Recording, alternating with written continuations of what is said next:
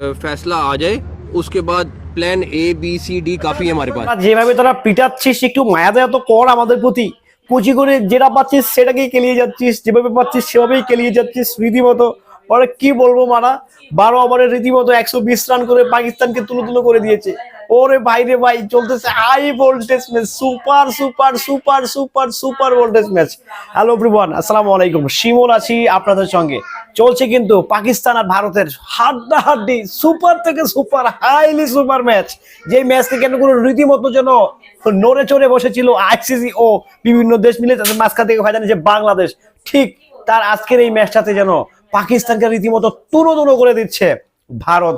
But দেখার বিষয় যে এখনো চলছে ভারতের ইনিংসটা, তারপরে আসলে কি কতটুকু তুলো হয় নাকি মানে পাকিস্তানও আসলে বেসিক্যালি ইচ্ছা মতো বিটায়, সেটা খুব দেখার বিষয়। কিন্তু মারা আমার একটা প্রশ্ন দাদা, কি খেয়ে মাঠে তোর নামছিস তোরা? তোরা যেভাবে পারছিস সেভাবেই কেলিয়ে যাচ্ছিস, তোদের একটু মায়া দয়া নেই মারা? একেবারে যে পারছে সেই কেলিয়ে যাচ্ছে, যেই পারছে সেই পিটিয়ে যাচ্ছে, যে নামতেছে সেই পিটাচ্ছে রে ভাই।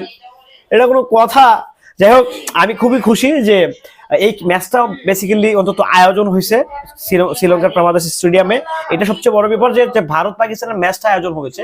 সো এটা ডেফিনেটলি একটা দুর্দান্ত চমৎকার একটা ডিসিশন পাকিস্তান, বাংলাদেশ এবং কি আইসিসি মিলে নিয়েছে। সত্যি এই ম্যাচটা দরকার ছিল। একটা হাই ভোল্টেজের ম্যাচ চলেছে, নিশ্চয়ই আপনারা সকলে জানেন। রীতিমতো ভাই যারে বাজাছে তারই যেন, আর কিষান তো জাস্ট খেলে দিছে ভাই, লাস্টে আহত হয়ে আসে আউট হয়েছে। সো আশা রাখছি এই রান মিনিমাম 220 থেকে 30 গিয়ে ঠেকবে, কারণ যেভাবে ভাই পেটাচ্ছে না, কোনো মায়া দয়া দেখছি না ভাই।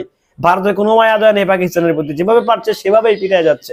তো আশা রাখছি যে হাই ভোল্টেজ সুপার হাই ভোল্টেজের ম্যাচ চলতেছে। সো দুর্দান্ত কিছু হবে, ইতিহাসের সেরা হয়তো একটা ইনিংস হতে যাচ্ছে আজকের এই ব্যাপার স্যাপারে। সো ভালো থাকবেন, সুস্থ থাকবেন, আবারও আসবে কিছুক্ষণ পর পাকিস্তান ভারতের আপডেট নিয়ে।